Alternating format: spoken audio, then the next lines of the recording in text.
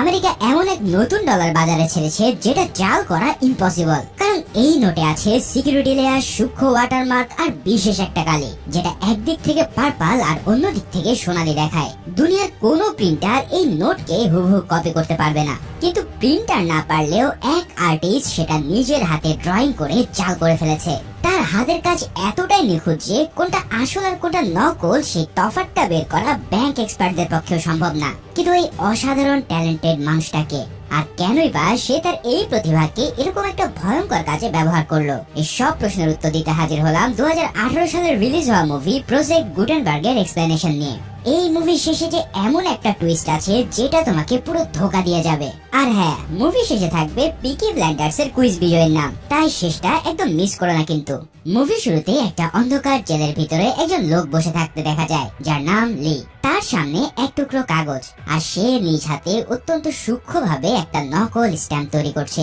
এই লি কিন্তু কোনো সাধারণ কয়েদি নয়, বরং সে একজন দক্ষ আর্টিস্ট। সে জেলের ভিতরে থেকে কাউকে একটা চিঠি পাঠাতে চায়, কিন্তু সমস্যা হলো চিঠি পাঠাতে গেলে জেলের পোস্টম্যানকে $10 দিতে হবে, আর লির কাছে তো একটা টাকাও নেই। তাই সে তার অবিশ্বাস্য দক্ষতাকে কাজে লাগিয়ে নিজ হাতে একটা নকল স্ট্যাম্প বানিয়ে ফেলে। আর এই স্ট্যাম্পটা এতটাই পারফেক্ট হয় যে কেউ চাইলেও তা আসল বা নকলের তফাৎ ধরতে পারবে না। এরপর যথারীতি পোস্টম্যান এলে লি তার কাছে চিঠি দিতে চায়, কিন্তু পোস্টম্যান $10 দাবি করে বসে। ঠিক সেই মুহূর্তেই সামনের সেলে থাকা এক বৃদ্ধ কয়েদি হঠাৎ অসুস্থ হওয়ার ভান করে চেঁচামেচি শুরু করে। এর ফলে পোস্টম্যানের মনোযোগ সেদিকে চলে গেলে লি এই ফাঁকে তার চিঠিটা চুপচাপ ওর ব্যাগে গুঁজে দেয়। এখন এই চিঠিটা সে কাকে পাঠাচ্ছে আর কেনই বা পাঠাচ্ছে সেটা মুভির শেষে গিয়ে আমরা জানতে পারবো। এদিকে এর কিছুক্ষণ পরে পুলিশ এসে লিকে জেল থেকে বের করে নিয়ে যায়। এখানে আমরা জানতে পারি যে লি এতদিন ধরে থাইল্যান্ডের একটা জেলে বন্দী ছিল, আর এবার হংকং পুলিশের ইন্সপেক্টর হো তাকে নিজের কাস্টাডিতে নিয়ে এসেছে।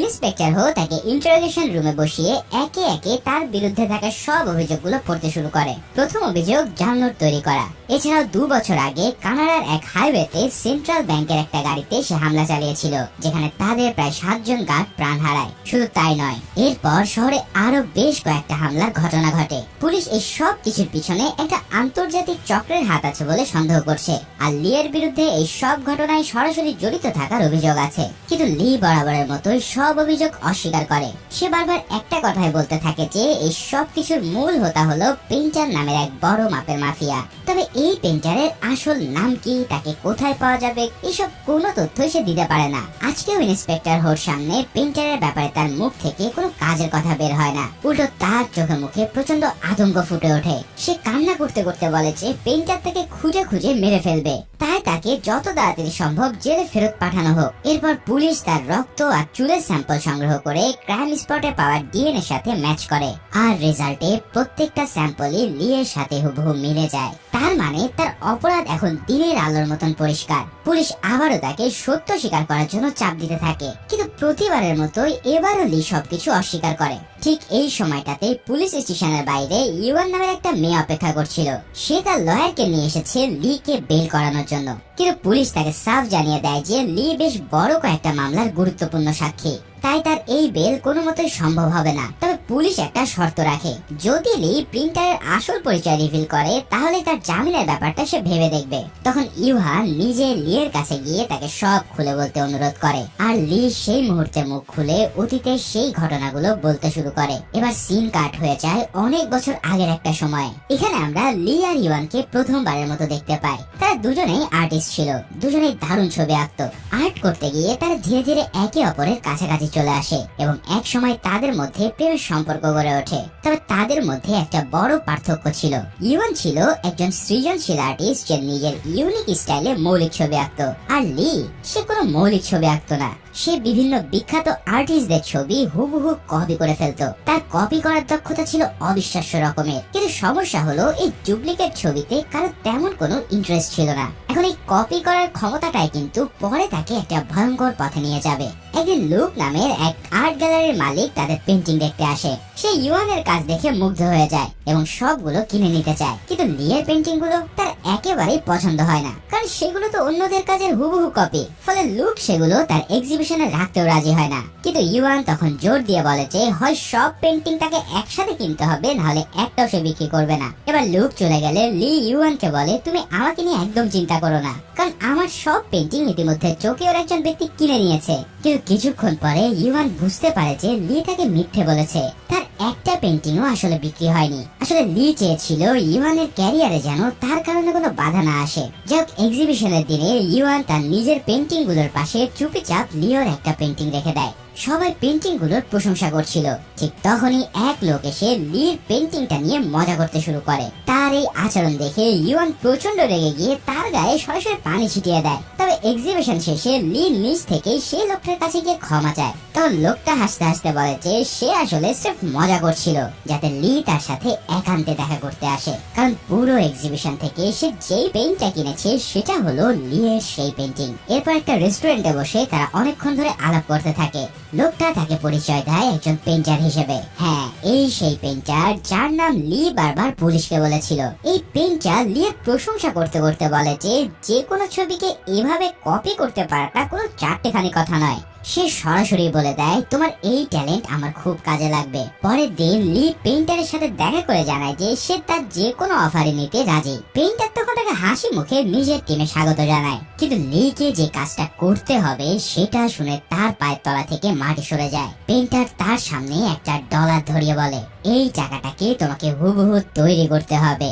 তার মানে সে লিকে সরাসরি জাল টাকা তৈরির প্রস্তাব দিচ্ছে। লি সাথে সাথে ভীষণ রেগে গিয়ে তার প্রস্তাব ছেড়ে ফেলে। তখন পেইন্টার জানায় যে তার আসল নাম হচ্ছে স্যাং। গত 3 পুরুষ ধরে তারা জাল টাকা ছাপানোর ব্যবসা করে আসছে, কিন্তু আজ পর্যন্ত কাউকে জেলে যেতে হয়নি, কারণ এই কাজগুলো সে অত্যন্ত সতর্কতার সাথে করে। কিন্তু প্রশ্ন হচ্ছে, লি কি শেষমেশে ভয়ঙ্কর প্রস্তাবে রাজি হয়ে যায়? পেইন্টার তখন লিকে বোঝাতে থাকে, এই যে নতুন ডলার ছাপানো হয়েছে, এখানে থাকা ছবি আর অক্ষরের প্যাটার্ন এতটাই জটিল যে হাই কোয়ালিটির দামি প্রিন্টারও ঠিকঠাক মতো তা প্রিন্ট করতে পারে না। তাই এখানে প্রয়োজন হবে লিয়ের হাতের অবিশ্বাস্য দক্ষতা। আর লিয়ের করা কাজ দেখেই পেইন্টার মূলতই তাকে এই অফারটাই রাজি করাতে চায়। লি প্রথমে না করে দিলেও নিজের আর্থিক অবস্থার কথা ভেবে শেষমেশ সে রাজি হয়ে যায়। ইউয়ান তখন একটা এক্সিবিশনের জন্য আমেরিকা যাচ্ছিল, ফলে লি তাকে কিছু না জানিয়ে চুপচাপ চলে আসে। এদিকে পেইন্টার তাকে নিয়ে প্লেনে করে কানাডা পৌঁছায়। সেখানে সে লিকে তার পুরো টিমের সাথে পরিচয় করিয়ে দেয়। এই টিমে আছে জাল টাকা তৈরিতে 20 বছরের অভিজ্ঞতা সম্পন্ন কিছু ওস্তাদ। প্রত্যেকেই কোনো না কোনো বিষয়ে একেবারে এক্সপার্ট। তারা সবাই মিলে জাল টাকা তৈরি করার একটা বিশাল প্ল্যান সাজাতে বসে। এখানে আমরা বুঝতে পারি যে আমেরিকান ডলার জাল করাটা মোটেও সহজ খেলা নয়। প্রত্যেকটা ইউএস ডলারে বেঞ্জামিন ফ্র্যাঙ্কলিনের একটা ছবি থাকে, আর এই ছবিটা তৈরি হয় অনেকগুলো সূক্ষ্ম লেয়ারের মাধ্যমে। ফ্র্যাঙ্কলিনের কলারে ছোট ছোট অক্ষরে লেখা থাকে ইউনাইটেড স্টেটস অফ আমেরিকা। এখন নতুন নোটগুলোতে আমেরিকান সরকার আরো অনেকগুলো সিকিউরিটি লেয়ার যোগ করেছে, যার ফলে সূক্ষ্ম পেইন্টিং কিংবা উন্নত প্রিন্ট ছাড়া এই নোট জাল করাটা একেবারে অসম্ভব। শুধু তাই নয়, নোটগুলোতে এমন একটা বিশেষ কালি ব্যবহার করা হয়েছে যা একদিক থেকে দেখলে পার্পল আর অন্য দিক থেকে দেখলে সোনালী দেখায়। এই ব্যাপারটাকে বলা হয় মোর ইফেক্ট, মানে কালিতে একটা কালার চেঞ্জিং ইফেক্ট আছে। তার মানে এই নোটটা বানাতে গেলে তাদের আসল পেপার আর এই বিশেষ কালি দুটোই জোগাড় করতে হবে। এবার পেইন্টারের পুরো টিম এই সমস্যাগুলোর সমাধান নিয়ে মাথা ঘামাতে থাকে। সবচেয়ে বড় চ্যালেঞ্জ ছিল ওয়াটারমার্ক বসানোর কাজটা। এর জন্য তারা পুরনো চাইনিজ আর্টিস্টদের কৌশল ফলো করে 3টা আলাদা আলাদা লেয়ারে পেইন্ট করার প্ল্যান করে। সবচেয়ে মাঝের লেয়ারে অত্যন্ত সূক্ষ্মভাবে ওয়াটারমার্ককে বসানো হবে, আর এই পুরো কাজটা লিকে নিজ হাতে সম্পূর্ণ করতে হবে। এখন মূল কাজে নামার আগে লি বেশ কিছু প্র্যাকটিস নোট তৈরি করে, কিন্তু ভাই রে ভাই, সে এতটাই সূক্ষ্মভাবে নোটগুলো এঁকে ফেলেছে টিমের সবাই তার কাজ দেখে পুরো শকড হয়ে পড়ে। এভাবেই কিছুদিন প্র্যাকটিস করার পর তারা হুট করে ইস্টার্ন ইউরোপে চলে যায়। সেখানে একটা নিলামে পুরানো ব্যাংক নোট ছাপানোর মেশিন বিক্রি হচ্ছিল, আর এবার তারা সেটা কিনে নেয়। এরপর প্রশ্ন আসে যে আসল ব্যাংক নোটের মতন কাগজ কোথা থেকে আসবে। তখন পেইন্টার একটা অসাধারণ তথ্য দেয়। সে জানায় যে ইউএসএ সরকার যে কাগজ দিয়ে নোট ছাপায় ঠিক একই মানের কাগজ দিয়ে তারা টেলিফোন ডিরেক্টরি তৈরি করে। ব্যাস, এই কথা শুনে তারা সেই ডিরেক্টরির ছাপাখানায় গিয়ে মালিকের কাছ থেকে সরাসরি 500 টন পেপার কিনে ফেলে। এবার এই পেপারগুলো নিয়ে লিড ডিজাইন অনুসারে জাল নোট ছাপানোর কাজ শুরু হয়। নিলাম থেকে কেনা সেই বিশাল মেশিনে নোটের পর নোট ছাপতে থাকে, আর এই নোটগুলো দেখতে একেবারে আসল নোটের মতোই মনে হয়। কিন্তু একটা বড় সমস্যা তখনও বাকি, সেটা হলো সেই কালার চেঞ্জিং মোর ইফেক্ট। এর জন্য যে বিশেষ কালিটা দরকার সেটা কেবলমাত্র সরকারি দপ্তরের কাছে পাওয়া যায়। আর এই কালি হাতে পেতে পেইন্টার সাজায় এক ভয়ানক প্ল্যান। মুভিটা এখনো পর্যন্ত দেখছো মানে তোমাদের ভালো লাগছে, তাই যারা একদম চ্যানেলে নতুন তারা সিনে রিক্যাপস বিডিকে অবশ্যই সাবস্ক্রাইব করে রেখো, কারণ এরকম অস্থির মুভি আরো সামনে আসতে চলেছে। যাই হোক, পেইন্টার তার দলবল নিয়ে সেন্ট্রাল ব্যাংকের একটা গাড়িতে সরাসরি হামলা চালায়। ওই গাড়িতে সেই কালার চেঞ্জিং কালির অনেকগুলো ব্যারেল ছিল, আর পেইন্টার সেগুলোকে ছিনতাই করতে এসেছে। এখন না চাইলেও লিকে এই কাজে তার সাথে যেতে হয়। গাড়ি ছিনতাই করতে গেলে গার্ডরা গুলি চালাতে শুরু করে, আর তার জবাবে পেইন্টার গ্যাংও পাল্টা গুলি ছোড়ে। তীব্র এই গোলাগুলির মধ্যে বেচারা লি একেবারে আটকা পড়ে যায়। তখন একজন গার্ড হঠাৎ লিয়ের দিকে বন্দুক তাক করে, কিন্তু ঠিক সেই সময়ে পেইন্টার এসে সেই গার্ডকে গুলি করে খতম করে দেয়। এরপর পেইন্টার বোমা ছুড়ে দূরের একটা গাড়িকে উড়িয়ে দেয়, আর যার ফলে বাকি গার্ডগুলো মারা পড়ে। তারপর তারা কালির ব্যারেলগুলো লুট করে দ্রুত সেখান থেকে সটকে পড়ে। তবে এত কিছুর মাঝে এই প্রথমবার পেইন্টারের এরকম হিংস্র রূপ দেখে লিয়ের ভিতরটা কেঁপে ওঠে। এতদিন ভয়ে ভয়ে জাল নোট তৈরি করলেও সে কখনো ভাবেনি যে তাকে খুন খারাপিতেও জড়াতে হবে। কিন্তু সে এখন এমন একটা গর্তে পড়ে গেছে যেখান থেকে বের হওয়ার আর কোনো পথ নেই। এদিকে মোর ইফেক্ট ওয়ালা কার্ডে আনার পর তারা সেটাকে প্রিন্টারে লাগিয়ে আবারও নোট ছাপতে শুরু করে। আর এবার যে নোটগুলো বের হয় সেগুলো প্রত্যেকটাতেই আসল নোটের মতন সে কালার চেঞ্জিং ইফেক্ট দেখা যায়। এই দৃশ্য দেখে পুরো টিম আনন্দে লাফাতে থাকে, কারণ তারা এমন কিছু বানিয়ে ফেলেছে যেটা আসল নোট থেকে আলাদা করাটা পুরোই অসম্ভব। কিন্তু লি ভিতরে ভিতরে প্রচন্ড অপরাধ বোধে ভুগছিল। সে পেইন্টারকে জিজ্ঞেস করে যে এই কালি ফুরিয়ে গেলে কি আবারও মানুষ মেরে কালি আনতে হবে, এর চেয়ে বরং সে নিজেই এই কালি তৈরি করার চেষ্টা করে দেখতে পারে। কিন্তু পেইন্টার তার কথা শুনে মুখের উপর এক ঝাড়ি দিয়ে চুপ করিয়ে দেয়। এবার পেইন্টারের আদেশে তার লোকেরা ব্রিফকেসে করে জাল নোটগুলো বিভিন্ন দেশে পাচার করতে শুরু করে। এভাবেই তাদের জাল নোটের সাম্রাজ্য দিনে দিনে বড় হতে থাকে। কিন্তু পুলিশ ইতিমধ্যেই তাদের কর্মকাণ্ড আজ পেয়ে গেছে। উইং নামের একজন আন্ডার কভার পুলিশ অফিসারকে এই কেসের তদন্তের দায়িত্ব দেওয়া হয়। এই উইং ইন্সপেক্টর হোর সাথে মিলে পেইন্টারের গ্যাংয়ের গতিবিধি ফলো করতে শুরু করে। তারপর একজন বায়ারের ছদ্মবেশ নিয়ে তারা সরাসরি গ্যাং মেম্বারদের সাথে দেখা করতে যায়। এখানে পেইন্টারের লোকেরা তখন সমুদ্রের মাঝে একটা ইয়টে পার্টি করছিল, তবে পেইন্টার আর লি সেখানে উপস্থিত ছিল না। এই জায়গাতে উইং সেখান থেকে সবকিছু পর্যবেক্ষণ করে তারপর সরে পড়ে। কিন্তু পেইন্টারের আসল খেলা তো এখনো শুরুই হয়নি। পেইন্টার জেনারেল নামে তার এক পুরাতন ক্লায়েন্টের সাথে মিটিং ফিক্স করে। পরের দিন সে লিকে সাথে নিয়ে জেনারেলের বাড়ির উদ্দেশ্যে রওনা দেয়। যাওয়ার পথে লি পেইন্টারকে একটা গুরুত্বপূর্ণ তথ্য জানায়। সে বলে যে সে এক বিশেষ ধরনের কার্পেন্টের ব্যাপারে জানে যেটা দিয়ে মোর ইফেক্ট তৈরি করা সম্ভব। তার মানে এই কালি দিয়ে ডলার বিলের দু অ্যাঙ্গেল থেকেও দুটো রঙের ইফেক্ট আনা যাবে, আর তার জন্য আর কাউকে মারতে হবে না। পেইন্টার তার এই আইডিয়া শুনে বেশ খুশি হয় এবং প্রতিশ্রুতি দেয় যে সে লিয়ের নামে একটা রিসোর্ট কিনে দেবে, যেখানে ইওয়ানকে নিয়ে সে বাকি জীবন আরামায়েশে কাটাতে পারবে। কিন্তু তারপর পেইন্টার হঠাৎ লিয়ের হাতে একটা বোমার রিমোট ধরিয়ে দিয়ে বলে তার ইশারা পেলেই এই বোতামে তাকে চাপ দিতে হবে। এদিকে জেনারেল বাড়িতে পৌঁছানোর পর বেশ স্বাভাবিকভাবে মিটিং শুরু হয়। জেনারেল পেইন্টারকে ভালো দামে নকল নোট কেনার অফার দেয় এবং বলে তুমি তোমার পুরো গ্যাং নিয়ে 6 মাসের জন্য আমার এখানে চলে আসো। আমার লোকদেরকেও তোমার মতো নকল নিখুঁত নোট বানানো শিখিয়ে দাও। তারপর জেনারেল হাসতে হাসতে যোগ করে যে তোমার বাবা বেঁচে থাকলে এই ডিলে 1 লাফে রাজি হয়ে যেত। এই কথাটা কানে যাওয়া মাত্রই পেইন্টারের চোখে মুখে একটা ভয়ানক পরিবর্তন আসে। সে ধীরে ধীরে চেয়ার থেকে উঠে জেনারেলের কাছে যায়। তারপর তার কানের কাছে ফিস ফিস করে বলে 7 বছর আগে তুমি তো আমার বাবাকে খুন করেছিলে। এই কথা শুনে জেনারেল বুঝে যায় যে পেইন্টার এখানে ব্যবসা করতে আসেনি, বরং সে এসেছে রিভেঞ্জ নিতে। পেইন্টার নিজের জামা খুলে দেখায় যে তার পুরো শরীরে বোম বাঁধা আছে। তারপর সে চিৎকার করে লিকে রিমোটের বোতাম চাপতে বলে, কিন্তু ভয়ে থরথর করে কাঁপতে থাকা লির তার হাতটায় নড়াতে পারছে না। পেইন্টার আরো জোরে ধমক দিলে লির হাত থেকে রিমোটটা মাটিতে পড়ে যায়, আর সাথে সাথে সুইচের টিপ পড়ে। কিন্তু বিস্ফোরণটা হয় পেইন্টারের গায়ের বোমা থেকে না, গায়ের বোমাগুলো ছিল পুরোই ফেক। আসলে ব্লাস্টটা হয় বাইরে পার্ক করা পেইন্টারের গাড়িতে। মানে কি আর বলবো, এই লোক তার গাড়িতে করে আস্ত একটা বোমা নিয়ে ঘুরে বেড়াচ্ছিল। বিস্ফোরণের ভয়ঙ্কর ধাক্কায় জেনারেলের অনেক লোক সেখানে পটল তোলে। বাকিরা ছুটে এসে পেইন্টারের দিকে গুলি চালাতে থাকে, কিন্তু পেইন্টার 2 হাতে 2টো পিস্তল নিয়ে এমন স্টাইলে গুলি চালায় যে একের পর এক লোক মাটিতে লুটিয়ে পড়ে। কিন্তু এটা তো কেবলই শুরু, কারণ জেনারেলও কম যায় না। তবে পেন্টার এর জন্য আগে থেকেই ব্যবস্থা করে রেখেছিল। তার এক সঙ্গী দূরের জঙ্গল থেকে ক্রমাগত রকেট লঞ্চার মারতে শুরু করে। এই রকেট লঞ্চারের আঘাতে সেখানে সবকিছুই রীতিমতো উড়ে যায়। পুরো এলাকাটা আগুনে জ্বলে ওঠে, আর চারিদিকে ধোঁয়া আর ধ্বংসস্তূপের মাঝে পেন্টারের দুটো রাইফেল নিয়ে আরো লোকদের ধুয়ে দেয়। তারপর আরো কিছু সাঙ্গপাঙ্গ গাড়ি নিয়ে এসে জেনারেলের লোকদের পিষে দিতে থাকে। এবার জেনারেলের কিছু লোক জঙ্গলে ঢুকে রকেট লঞ্চারওয়ালা লোকটাকে খতম করে দেয়। আর এত কিছুর মধ্যে বেচারা লি এক কোণে ঘাপটি মেরে নিজের প্রাণ বাঁচানোর চেষ্টা করছে। এই গোলাগুলি আরো অনেকক্ষণ ধরে চলতে থাকে। শেষমেশ জেনারেল নিজে একটা আর্মার্ড কার নিয়ে এসে পেন্টারের দিকে সরাসরি গুলি ছুটতে শুরু করে, কিন্তু পেন্টার মারাত্মক স্টাইলে লাফ দিয়ে তাকে গুলি করে। তারপর তার গাড়ির চাকায় পারফেক্ট শট মেরে পুরো গাড়িটাই উল্টে দেয়। এভাবে জেনারেলকেও সে শেষ করে ফেলে। তবে এই যুদ্ধের মধ্যে চিং নামের এক মেয়ে যে জেনারেলের হয়ে কাজ করত, তার গায়ে আগুন ধরে যায়। ফলে লি দৌড়ে গিয়ে সেই আগুন নিভিয়ে ফেলে, কিন্তু ততক্ষণে তার মুখ ভয়ঙ্কর ভাবে ঝলসে গেছে। পেন্টার ফেরার পথে তাকে হসপিটালে নিয়ে যায়, আর তারপর এক্সপ্লোসিভ দিয়ে জেনারেলের পুরো আস্তানাটাকে একবারে মাটির সাথে মিশিয়ে দেয়। এদিকে মাসখানেক পর চিং ধীরে ধীরে তার ইনজুরি থেকে সেরে ওঠে। পেন্টার তাকে একটা নতুন আইডি আর পাসপোর্ট দেয়, আর সেখানে তার নাম লেখা ছিল ইউহান।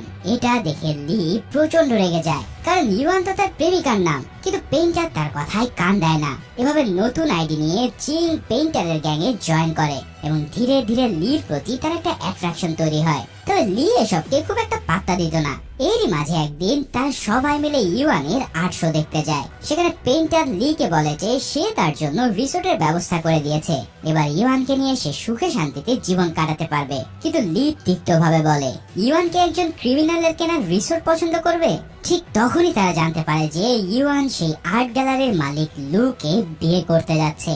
আসলে লি অনেকদিন ধরে ইউয়ানের সাথে কোনো যোগাযোগ রাখেনি, যার ফলে ইউয়ান তার জন্য আর অপেক্ষা না করে লুকের সাথে সম্পর্কে জড়িয়ে পড়েছে।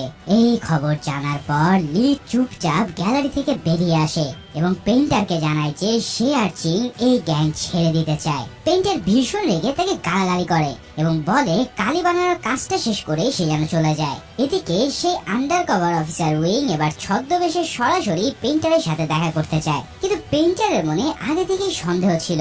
তাই সে খোঁজ নিয়ে জানতে পারে যে আঙ্কেল ইয়ান নামের তার এক গ্যাং মেম্বার একটা ঘড়ি কিনেছে, আর সেটা কিনতে সে ব্যবহার করেছে তাদের নিজের বানানো জাল নোট। অথচ পেন্টার গ্যাং এর কঠোর রুলস হলো কেউ নিজেদের জাল টাকা দিয়ে কোনো কিছু কিনতে পারবে না। তার মানে ইয়ান এই রুলস ভঙ্গ করেছে, আর তার এই ভুলের কারণে পুলিশ তাদের কর্মকাণ্ড আজ পেয়ে গেছে, যার ফলে পেন্টার ইয়ানকে শাস্তি দিতে চায়। ইয়ান তার সামনে লুটিয়ে পড়ে কান্নাকাটি শুরু করে এবং সে তার স্ত্রী আর মেয়ের প্রাণ ভিক্ষা চায়, কারণ পেন্টারের আর একটা ভয়ঙ্কর নিয়ম হলো কেউ ভুল করলে তার পরিবারকেও শেষ করে দেওয়া। কিন্তু পেন্টার ইয়ানের কান্নায় কান্না দিয়ে ঠান্ডা মাথায় সরাসরি তাকে গুলি করে ফেলে।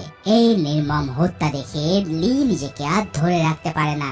সে তখনই পেন্টারের উপরে ঝাঁপিয়ে পড়ে, কিন্তু পেন্টার তার কানের পাশ দিয়ে গুলি চালিয়ে তার মুখে একটা কোষে ঘুষে বসিয়ে দেয়। এদিকে উইং আবারও ছদ্মবেশে পেন্টারের সাথে দেখা করতে আসে, কিন্তু পেন্টার তার সব প্ল্যান আগে থেকেই জানতো। তাই কথা বলার মাঝে সে হঠাৎ লিকে বলে উইংকে গুলি করতে, কিন্তু এবারও লি তার জায়গা থেকে নড়তে পারে না। ফলে পেন্টার নিচে উইংকে গুলি করে শেষ করে দেয়। এরপর সে লিয়ের উপরে আরো খেপে গিয়ে তার সামনে এমন কিছু রিভিল করে যেটা শুনে লিয়ের সারা দেহে ঠান্ডা স্রোত বয়ে যায়। পেন্টার দেখায় যে ইউয়ান আর তার হবু স্বামী লুকে এই মুহূর্তে তারা জিম্মি করেছে। মানে এই লোক কোন এক ফাঁকে ইউয়ান আর লুকে কিডন্যাপ করে এনেছে শুধুমাত্র লিকে ব্ল্যাকমেল করার জন্য। এদিকে পেন্টার লিকে সরাসরি লুর উপরে গুলি চালাতে বলে, কিন্তু লি একেবারেই তাতে রাজি হয় না।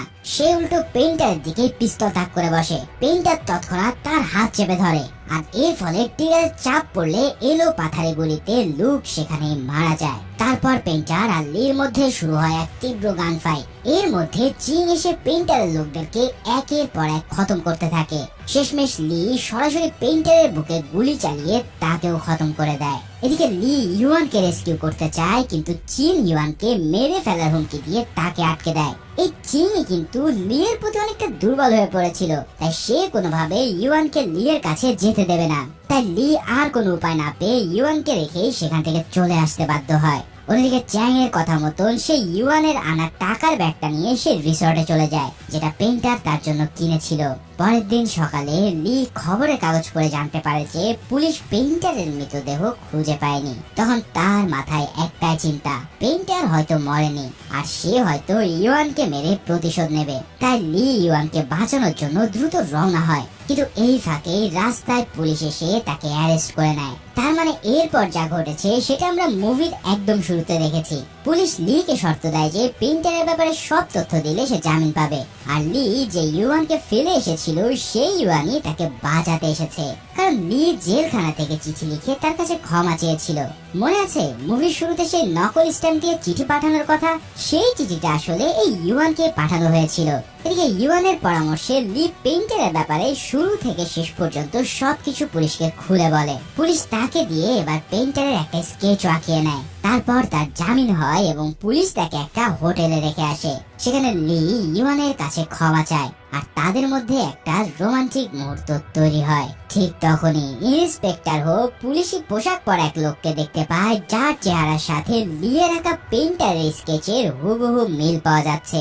আর মজার ব্যাপার হলো এই লোক পুলিশের পোশাক পরে নিজের পুলিশ দপ্তরে ঢুকছিল।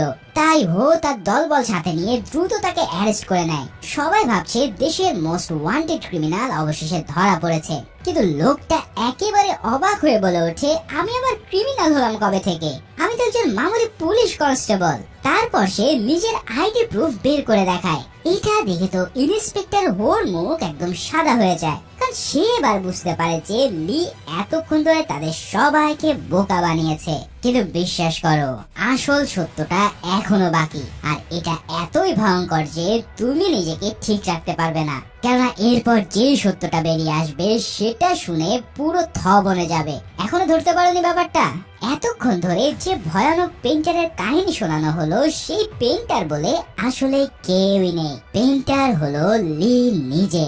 জাল নোট ডিজাইন করা থেকে শুরু করে সেন্ট্রাল ব্যাংকের গাড়ি হামলা, জেনারেলের আস্তানায় গণহত্যা সহ মানুষ খুন, এই সব কিছু সে একাই করেছে। কিন্তু নিজেকে বাঁচানোর জন্য সে গো বেচারা মুখ করে পুলিশের সামনে পেইন্টার নামের একটা পুরোপুরি কাল্পনিক চরিত্র দাঁড় করিয়েছিল। আর যে নিরীহ পুলিশ কনস্টেবলকে সে অ্যারেস্ট করার সময় ডিউটিতে দেখেছিল, ঠিক তার চেহারাটাকেই সে পেইন্টারের স্কেচ বলে চালিয়ে দিয়েছে। একবার ভাবো, পুরো সময় ধরে আমরা সবাই ভাবছিলাম যে লি একটা নিরীহ আর্টিস্ট যাকে জোর করে এই ক্রাইমে টানা হয়েছে, অথচ এবার দেখো সে নিজেই পুরো অপারেশনের মাস্টার মাইন্ড। শুধু তাই না, আরো ভয়ঙ্কর সত্য হলো চায়না থেকে চলে আসার পর আসলে ইউয়ানের সাথে লির আর কোনোদিন দেখাই হয়নি। যে মেয়েটা তাকে বাঁচাতে পুলিশ স্টেশনে এসেছিল এবং যার সাথে সে হোটেলে ইন্টিমেট হয়েছিল, এই মেয়েটা কিন্তু আসলে ইউয়ান না। এটা হলো সেই চিং, যাকে লি প্লাস্টিক সার্জারি করিয়ে ইউয়ানের চেহারা দিয়েছিল। মনে আছে জেনারেল আস্তানায় সে যুদ্ধের সময় চিং এর মুখ ঝলসে গিয়েছিল? ঠিক তারপরে লি তাকে প্লাস্টিক সার্জারি করিয়ে ইউয়ানের রূপ দিয়ে দেয়, কারণ সে কখনোই আসলে ইউয়ানকে নিজের করে পায়নি। তাই চিংকে সে ইউয়ান বানিয়ে নিজের পাশে রেখেছিল। ভাইরে ভাই, এই লেভেলের টুইস্ট তুমি কি আদৌ ধরতে পেরেছিলে? যারা ধরতে পেরেছো তারা প্লিজ কমেন্ট করে জানাও। যাই হোক, এর পরের দিন কিন্তু নকল ইউয়ান সাজে থাকা চিং এক সময় ভীষণ বিরক্ত হয়ে ওঠে। সে বুঝতে পারে যে লি তাকে কোনোদিনই চিং হিসেবে ভালোবাসেনি। সে স্রেফ তার মধ্যে ইউয়ানের মুখটাই খুঁজে বেরিয়েছে। এই ক্ষোভ থেকে চিং আসল ইউয়ান আর তার বয়ফ্রেন্ড লুককে কিডন্যাপ করে আনে এবং লিকে বলে, যদি তুমি সত্যি আমাকে ভালোবাসো তবে এদেরকে শেষ করে দাও। তখন তাদের মধ্যে গান ফাইট শুরু হয় আর সেই গুলাগুলিতে লুক মারা যায়। এরপর লি সেখান থেকে পালিয়ে গেলে পুলিশ তাকে ধরে ফেলে, কিন্তু সেই চিনি আবার তাকে বাঁচাতে আসে, কারণ লি জেলখানা থেকে তাকে চিঠি লিখে ক্ষমা চেয়েছিল। এবার সব সত্য জানার পর ইন্সপেক্টর তৎক্ষণাৎ হোটেলের দিকে ছুটে যায়, কিন্তু ততক্ষণে অনেক দেরি হয়ে গেছে। হোটেলের সব গার্ডকে শেষ করে লি আর চিং ইতিমধ্যে পালিয়ে গেছে। এবার তারা দুজন তখন সাগরের উপর দিয়ে একটা বোটে করে হংকং থেকে অনেক দূরে পালাচ্ছিল, কিন্তু চিং হঠাৎ একটা কথা রিভিল করে, যেটা শুনে লির বুক ভেঙে যায়। চিং জানায় সে ইচ্ছে করে বোটটাকে গোল গোল ঘোরাচ্ছে, আর এখানে আসার আগে সে একটা লাইটারের মধ্যে বোটের নম্বর লিখে এসেছে, যাতে পুলিশ তাদেরকে সহজেই খুঁজে পায়। এখন এর কারণ কি? কারণ চিং বুঝে গেছে যে লি কোনোদিনই তাকে ভালোবাসবে না। সে স্রেফ তার মধ্যে থাকা ইউয়ানের মুখটাকেই ভালোবাসে। তাই তার মানে চিংও এখানে লিয়ের উপরে প্রতিশোধ নিতে চায়। ইতিমধ্যে লি দেখতে পায় পুলিশ চারিদিক থেকে তাদের ঘিরে ফেলেছে। সে দ্রুত বোট চালিয়ে পালিয়ে যেতে চায়, কিন্তু চিং আগে থেকে বোটে এক্সপ্লোসিভ লুকিয়ে রেখেছিল। তাই এবার সে ট্রিগারে চাপ দেয় আর সাথে সাথে প্রচন্ড বিস্ফোরণে পুরো বোটটাই আগুনের গোলায় পরিণত হয়। আর ফাইনালি তাদের দুজনকেই ক্রাশ করে নেয় সেই আগুন। এভাবে লিয়ের মৃত্যুর পর ইন্সপেক্টর হো আসল ইওয়ানের কাছে যায়। সে তাকে জানায় যে তারা পেইন্টারকে চিহ্নিত করতে পেরেছে। এখন ইওয়ান কিন্তু জানতোই না যে লি আসল পেইন্টার, কারণ কিডন্যাপের সময় তার চোখ বাঁধা ছিল। ইন্সপেক্টর হো তাকে লিয়ের ছবি দেখালো, বলে হ্যাঁ আমি তো এই লোকটাকে চিনি, এই লোকটা একসময় আমার প্রতিবেশী ছিল। তার মানে লি আর ইওয়ানের মধ্যে আসলে কখনো কোনো সম্পর্কই ছিল না। তার ভালোবাসাটা ছিল পুরো একতরফা, আর সে কখনো ইওয়ানকে সে কথা খুলেও বলেনি। যার মানে তাকে নিয়ে সে এতটাই অবসেস ছিল যে সে ইওয়ানের মতো একজন আর্টিস্ট হতে চাইতো, কিন্তু ইওয়ানের মতন সৃজনশীল মৌলিক আর্টিস্ট হওয়া তার পক্ষে সম্ভব হয়নি। তাই সে নিজের কপি করার অবিশ্বাস্য দক্ষতাকে কাজে লাগিয়ে সম্পূর্ণ অন্য একটা পথ বেছে নেয়। তার প্ল্যান ছিল প্রচুর টাকা কামিয়ে একদিন ইওয়ানের সামনে মাথা উঁচু করে দাঁড়ানো, কিন্তু সেই স্বপ্নটাও শেষমেশ ছাই হয়ে যায়। সাগরের অন্ধকার পানিতে ছড়িয়ে থাকা ভাঙা বোটের টুকরো, পুড়ে যাওয়া কাগজের ছাই, আর একটা অসাধারণ প্রতিভার অর্থহীন পরিণতি। যাকে সে ভালোবেসেছিল সে তাকে চিনতই না, আর যে তাকে ভালোবেসেছিল তাকে সে কখনো মূল্যই দেয়নি। ঠিক এমন একটা মুহূর্ত দিয়ে এই অসাধারণ টুইস্টে ভরা মুভিটা এখানেই শেষ হয়। তো ভিডিওটা ভালো লেগে থাকলে অবশ্যই লাইক, কমেন্টস আর সাবস্ক্রাইব করে দিও। আর হ্যাঁ, এখন তোমাদেরকে সরাসরি দেখাচ্ছি যে কে আমাদের পিকি ব্লাইন্ডার্স কুইজের আসল বিজেতা। আমার ওই ভিডিওতে যে 3টা কোড লুকানো ছিল সেই 3টা কোড মিলিয়ে সঠিক উত্তর হচ্ছে I love scenery caps BD. তো এই ভিডিওতে প্রায় 5000 কমেন্টস এর মধ্যে তোমরা অনেকেই সঠিক উত্তর দিয়েছো। এবার এই সঠিক উত্তরের থেকে র্যান্ডম ভাবে আমি একজনকে সিলেক্ট করছি।